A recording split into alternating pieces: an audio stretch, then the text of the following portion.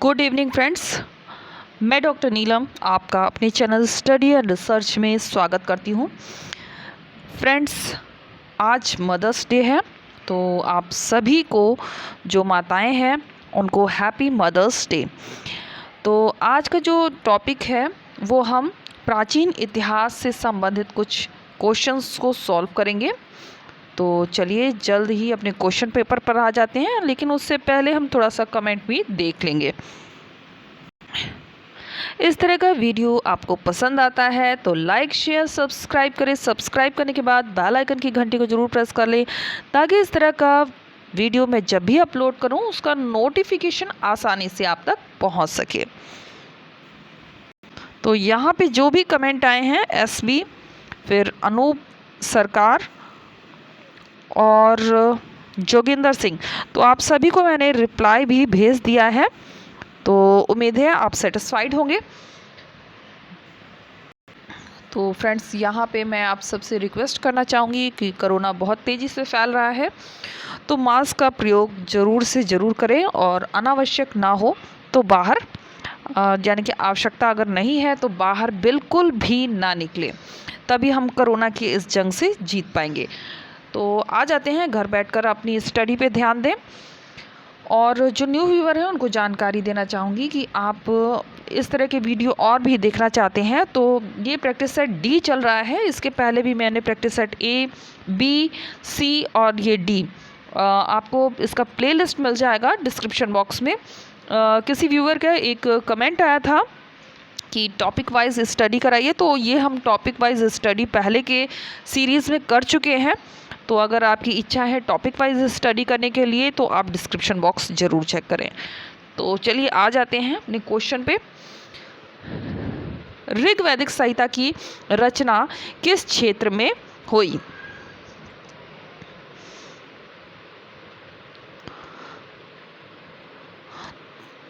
तो ये हुई है सप्त सैंध्व प्रदेश में। ऑप्शन डी हमारा यहाँ पे करेक्ट हो जाएगा। और ये प्रश्न आया है पीजीटी हिस्ट्री 2003 का प्रश्न रहा है।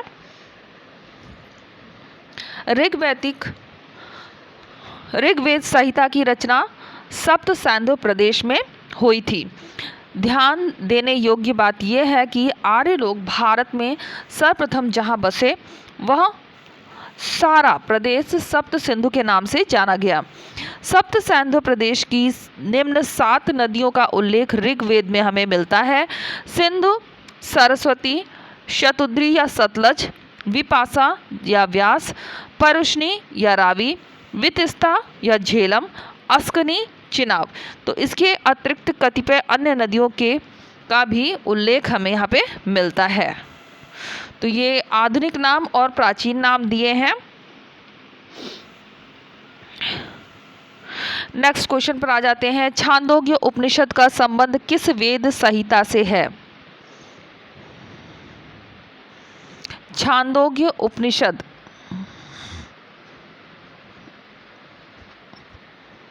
तो वो संहिता है साम वेद। ऑप्शन सी हमारा करेक्ट हो जाएगा। पीजीटी हिस्ट्री 2003 का प्रश्न रहा है छांदोग्य उपनिषद या कंठोपनिषद का संबंध सामवेद संहिता से है। प्रश्नोपनिषद, मुंडकोपनिषद, मुंडुक्योपनिषद का अथर्ववेद संहिता से है। ऐत्रेय उपनिषद का ऋग्वेद संहिता से है।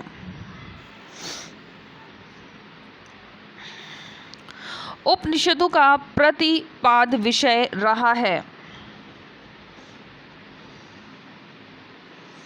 तो इसका जो विषय रहा है वो है दार्शनिक विवेचन। ऑप्शन डी हमारा करेक्ट हो जाएगा। पीजीटी हिस्ट्री 2003 का ये प्रश्न रहा है। सबसे अंत में लिखे जाने के कारण उपनिषदों को वेदांत भी कहा जाता है। उपनिषद मुख्यतः ज्ञान मार्गीय रचनाएं हैं। इनका मुख्य विषय ब्रह्म विद्या का प्रतिपादन यानी दार्शनिक विवेचना है। भारत का राष्ट्रीय आदर्श वाक्य सत्यमेव जयते मुंडको उपनिषद से लिया गया है। तो इस पर काफ़ी प्रश्न देखने को मिलता है कि सत्यमेव जयते कहाँ से लिया गया है, तो मुंडको उपनिषद से लिया गया है। ऋग्वैदिक आर्यों की भाषा क्या थी?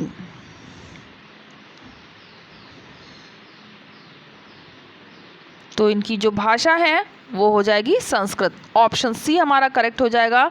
पीजीटी हिस्ट्री 2004 का ये प्रश्न रहा है।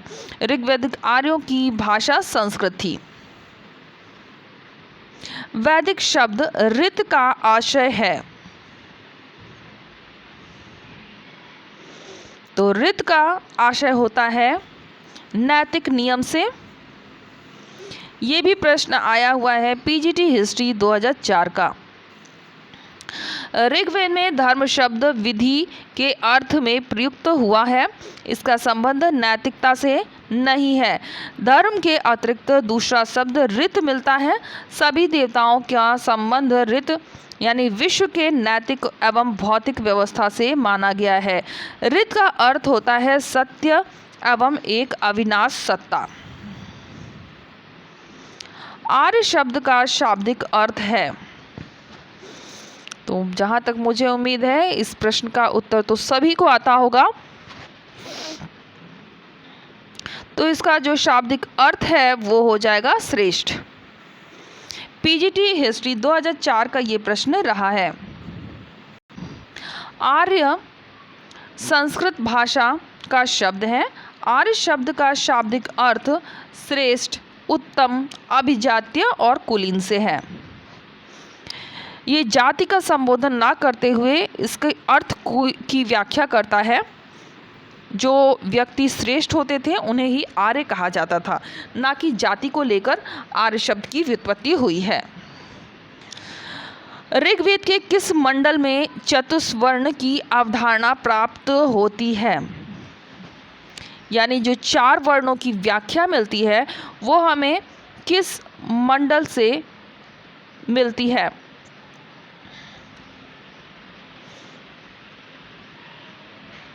तो ये हो जाएगा 10वें मंडल। ऑप्शन डी हमारा यहाँ पे करेक्ट हो जाएगा। और ये प्रश्न आया है पीजीटी हिस्ट्री 2004 का प्रश्न रहा है। ऋग्वेद के 10वें मंडल के पुरुष सूक्ति में चतुस्वर्ण व्यवस्था का सर्वप्रथम उल्लेख मिलता है, जिसमें विराट पुरुष के मुख से ब्राह्मण, भुजा से राजन्य और जांग से वैश्य तथा पैर से शूद्र की उत्पत्ति बताई गई है। देवता सोम का उल्लेख 9वें मंडल में है। लोकप्रिय गायत्री मंत्र का उल्लेख ऋग्वेद के 3य मंडल में है। तो इस पर भी काफ़ी प्रश्न देखने को मिलता है। एनटीए यूजीसी नेट का आप पेपर ले लें या पीजीटी का पेपर ले लें तो कॉमन ही क्वेश्चन आते हैं। ध्यातव्य है कि ऋग्वेद का 2 से 7वां मंडल प्राचीन है और शेष प्रक्षिप्त अर्थ जाली बाद में जोड़ा गया है। एक बार फिर से इसकी व्याख्या हम देख लेते हैं। ऋग्वेद के 10वें मंडल में पुरुष सूक्ति में चतुस्वर्ण व्यवस्था का सर्वप्रथम उल्लेख मिलता है। इसमें विराट पुरुष की कल्पना की गई है, उसके मुख से ब्राह्मण,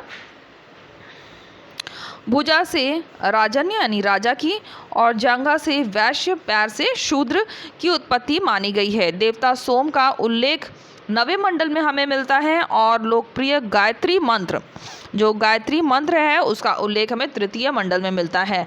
ऋग्वेद 2 से 7 मंडल प्राचीन है और शेष जो बचते हैं वो बाद में जोड़े गए हैं। वैदिक देवताओं की संख्या थी। तो वैदिक देवताओं की कुल कितनी संख्या मानी गई है? ये मानी गई है 33। ऑप्शन सी हमारा करेक्ट होगा। पीजीटी हिस्ट्री 2004 का प्रश्न रहा है। यास्क के निरुक्त शास्त्र में ऋग वैदिक देवताओं की 33 कोटियाँ बताई गई हैं, जिनके विभाजन आकाश, अंतरिक्ष, भू स्थान, पृथ्वी के देवता के रूप में माना गया है।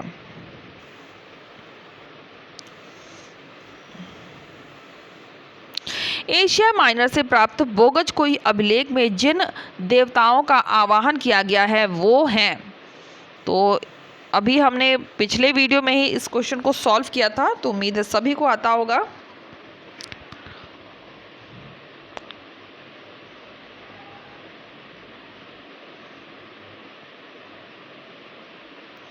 तो यहाँ हमारा उत्तर बन जाएगा ऑप्शन डी, इंद्र, नासत्य, मित्र और वरुण। ये भी पीजीटी हिस्ट्री 2005 का प्रश्न रहा है। एशिया माइनर आधुनिक तुर्की से प्राप्त बोगज कोई अभिलेख में वैदिक देवता इंद्र, मित्र, वरुण, नासत्य का उल्लेख हमें मिलता है। बोगज कोई के नासत्य देवता की पहचान ऋग्वेद के अश्विन देवता से की जाती है और ये प्राप्त हुआ है 1400 में।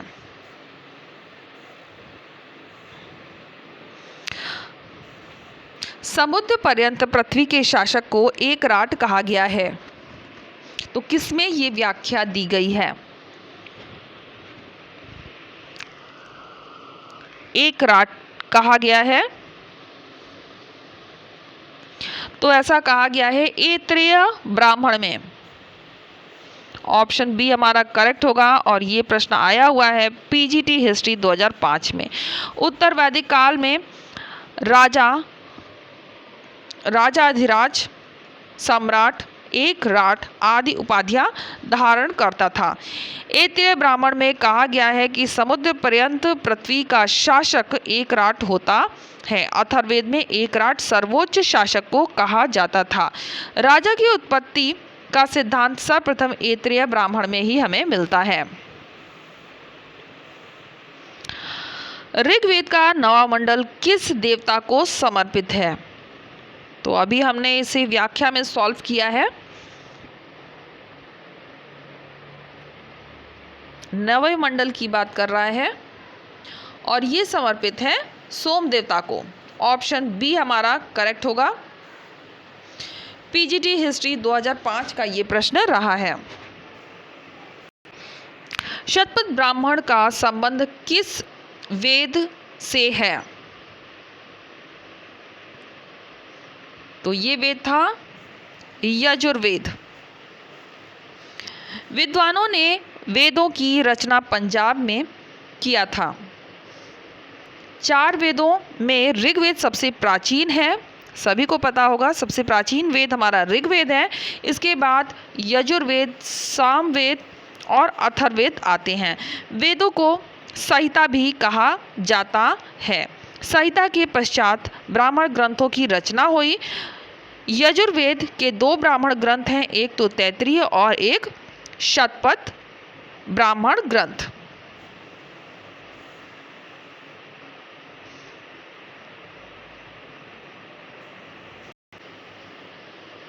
नेक्स्ट क्वेश्चन पे आ जाते हैं। कौशितकी ब्राह्मण अधोलिखित किस संहिता का ब्राह्मण ग्रंथ है? कौशितकी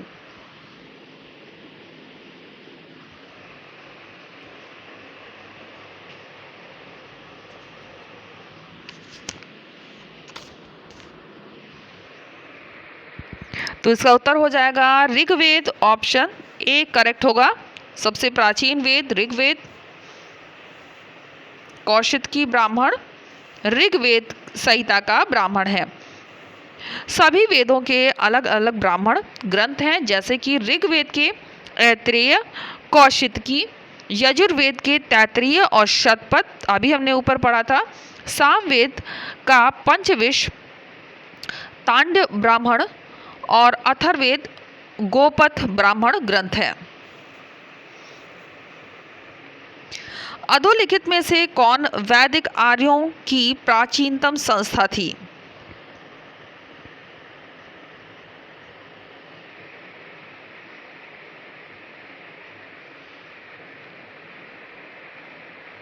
तो ये संस्था थी विदत। ऑप्शन सी हमारा करेक्ट होगा।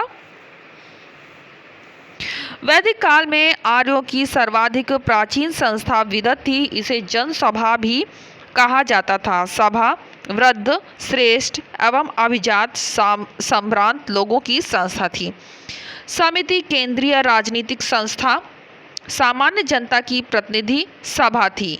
समिति राजा की नियुक्ति पदच्युति करने व उस पर नियंत्रण रखती थी, यानी हटा भी सकती थी, ये ध्यान रखिएगा।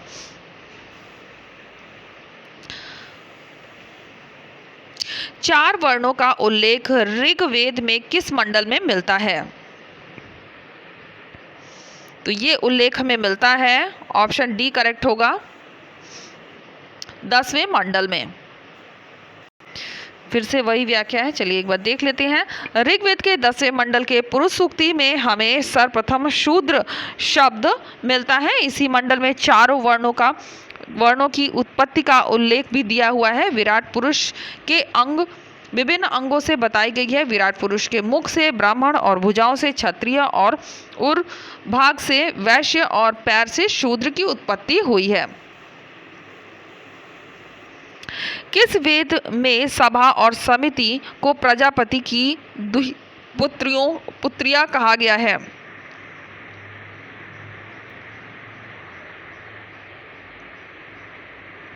ये कहा गया है अथर्ववेद में, ऑप्शन सी हमारा करेक्ट होगा। उत्तर वैदिक काल में सभा और समिति के अधिकारों में भी पर्याप्त वृद्धि हो गई। अथर्ववेद में सभा और समिति प्रजापति की दो पुत्रियां कहा गया है। लुडविग के अनुसार सभा उच्च सदन जिसमें पुरोहित कुलीन भाग लेते थे, समिति निम्न सदन थी जिसमें सामान्य जन के प्रतिनिधि बैठते थे। नेक्स्ट क्वेश्चन, मेरु ब्रह्मांडिकी संबंध है। मेरु ब्रह्मांडिकी संबद्ध है।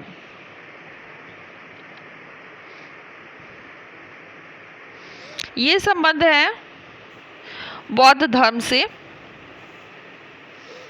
मेरु ब्रह्मांडिकी का संबंध बौद्ध धर्म के महायान शाखा से है। इसमें बुद्ध और बोधिसत्व के सिद्धांतों को केंद्रीय बिंदु मानकर संपूर्ण विश्व को एक सूत्र में बांधने का प्रयास किया गया है। पारंपरिक रूप से महान दया से प्रेरित बोधिचित्त जनित सभी संवेदनशील प्राणियों के लाभ के लिए सहज इच्छा से बुद्धत्व प्राप्त करने को बोधिसत्व माना जाता है। ऋग्वेद में घोड़े का कितनी बार उल्लेख हुआ है?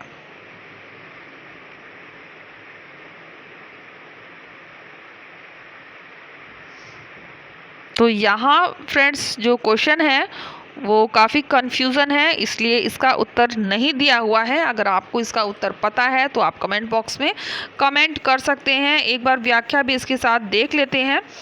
ऋग्वैदिक आर्यों के प्रारंभिक जीवन में कृषि की अपेक्षा पशुपालन का अधिक महत्व था। सभी लोग ये जानते हैं कि पशुपालन बहुत महत्वपूर्ण था। वैदिक काल में पशुओं में गाय की सर्वाधिक महत्ता थी। वैदिक में गौ और वृषभ पद क्रमशः 176 और 170 बार प्रयुक्त हुआ है। अश्व आरंभिक आर्यों का पाला गया दूसरा महत्वपूर्ण पशु था और अश्व आरंभिक आर्यों द्वारा पाला गया दूसरा महत्वपूर्ण पशु था। ऋग्वेद के दो विस्तृत स्रोतों में अश्व की प्रशंसा की गई है। ऐसा प्रतीत होता है ऋग्वैदिक पशु पालक समाज में अश्वरोही पर कबीलों के प्रधानों की प्रभुसत्ता बनी हुई थी। ऋग्वेद में अश्व और उसके पर्याप्त प्रयोग 215 बार हुआ है, तो शायद इसका आंसर 215 ही होगा। लेकिन यहाँ हम जब ऑप्शन पे आते हैं तो यहाँ हमें कोई उत्तर इस तरह का नहीं मिलता है, इसलिए ये कंफ्यूजन वाला क्वेश्चन आ गया है। तो इसके बारे में मुझे भी जानकारी नहीं है। अगर आपको जानकारी है तो आप कमेंट बॉक्स में कमेंट करें। नेक्स्ट क्वेश्चन पर आ जाते हैं। शतपथ ब्राह्मण का संबंध किस वेद से है?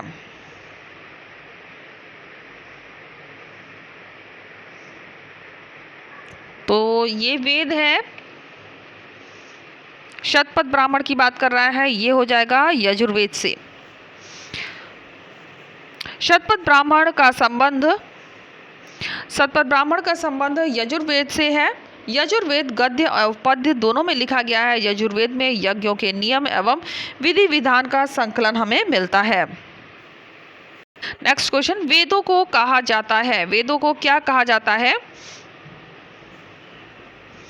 उत्तर आप देख पा रहे होंगे, यहाँ हो जाएगा ऑप्शन सी ध्वनि उच्चारण। वेदों को कहा जाता है ध्वनि उच्चारण। इसकी व्याख्या देखते हैं। वेदों को ध्वनि उच्चारण कहा जाता है। भारतीय परंपरा में वेदों को अपौरुषेय कहा गया है। इसे श्रुति भी कहा गया है। सर्वप्रथम किस ग्रंथ में हिरण्यकार शब्द मिलता है?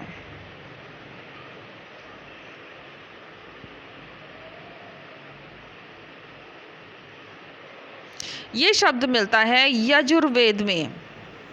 ऑप्शन सी हमारा करेक्ट होगा। यजुर्वेद के दो भाग हैं, शुक्ल यजुर्वेद, कृष्ण यजुर्वेद। शुक्ल यजुर्वेद में वजस्नेयी संहिता के नाम से भी जाना जाता है और इसी में हिरण्यकार शब्द हमें मिलता है। तो बहुत ही इंपॉर्टेंट क्वेश्चन है। प्रसेनजीत कहाँ का राजा था?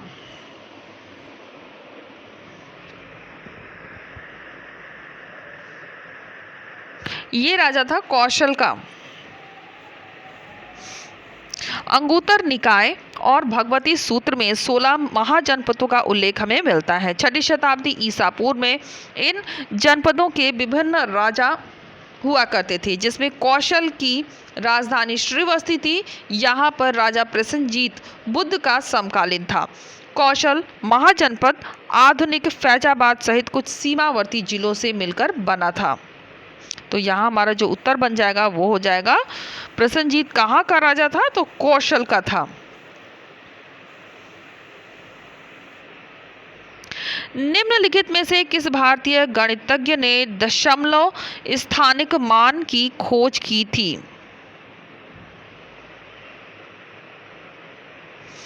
तो इसकी खोज करने वाला था आर्यभट्ट। ऑप्शन डी हमारा करेक्ट होगा। GIC लेक्चर एग्जाम 2009 का ये प्रश्न रहा है। अंक शून्य और दशमलव का प्रयोग गणित को भारत की अद्वितीय देन है। दशमलव का प्रयोग सर्वप्रथम भारतवासियों ने ही किया था। प्रसिद्ध गणितज्ञ आर्यभट्ट को इसकी जानकारी थी। उन्होंने पाई का मान निकालते समय दशमलव के स्थानिक मान की खोज की थी। उत्तर वैदिक काल में रत्निन की संख्या कितनी थी?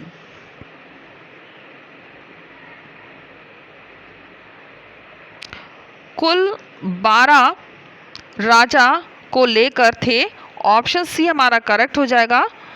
GIC लेक्चर एग्जाम 2009 का ये प्रश्न रहा है। उत्तर वैदिक काल में रत्निनों की संख्या का उल्लेख मिलता है। यजुर्वेद की संहिता तथा ब्राह्मण ग्रंथ में राजाओं के कुछ उच्च पदाधिकारियों का उल्लेख भी मिलता है, जिन्हें रत्निन कहा जाता था। ये राज्य परिषद के सदस्य थे। इनकी संख्या 11 से 12 होती थी। ये राज्य के सहायक होते थे। ऋग्वेदिक आर्यों किस अनाज से परिचित थे?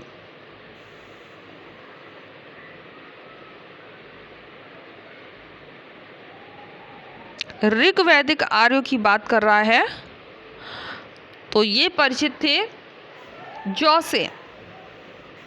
ऑप्शन ए हमारा करेक्ट होगा। ये भी प्रश्न आया है GIC लेक्चर एग्जाम 2009 का।